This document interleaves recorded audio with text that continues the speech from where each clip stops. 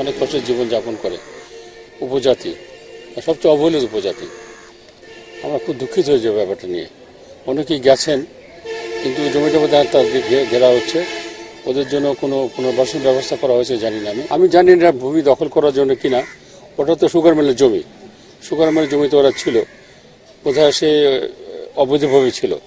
সরকার যদি জমিটা নিয়ে থাকে, অন্যায় কিছু করেনি, কিন্তু তাদের ব্যবস্থা করা হচ্ছে। গরিব মানুষ তো, ওদের তো বাসস্থান নাই, কাজেরও কোনো ব্যবস্থা নাই, বিকল্প ব্যবস্থা করলে ভালো হতো। নাসিরনগরের কথা তো অনেক জানো, অনেক লেখালেখি হয়েছে, এ সম্পর্কে আমি কোনো রিমার্ক করতে চাই না। কেননা তোমার এর মধ্যে জানো কি ঘটনা ঘটেছে এবং কারা এই মন্দির ভাঙছে, কারা বাড়িঘর আগুন দিয়েছে, সবাই তোমরা জানো। এই ঘটনা ঘটছে, আইন শৃঙ্খলা নিয়ন্ত্রণে থাকতে ঘটনা ঘটতো না তো। হিন্দু তো আপন হবে কেন? ও তো অধিবাসী ওখানকার, আমাদের নাগরিক। এরকম ঘটনা তো অনেক ঘটছে। নাসিরনগরে হলো, তাও নরসিংদীতে ঘটনা ঘটলো, এগুলো ঘটনা উচিত না। এগুলো সরকারের বদনাম হয়, সরকার ভাবমূর্তি নষ্ট হয়। আমার মনে হয় যে প্রধানমন্ত্রী দেখবেন এগুলো। ও একটা কথা বলে যে আপনার সঙ্গে আমরা ভালো ছিলাম, আমার সঙ্গে এটা হয়নি, এখন অনেক হয়। আমার আমার আমার অফিসে তার এসেছিলেন হিন্দু পরিষদের সদস্য, অনেক 8-7 জন।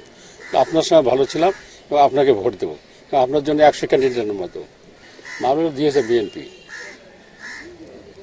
আমার মনে হয় মামলা কিছু হবে না।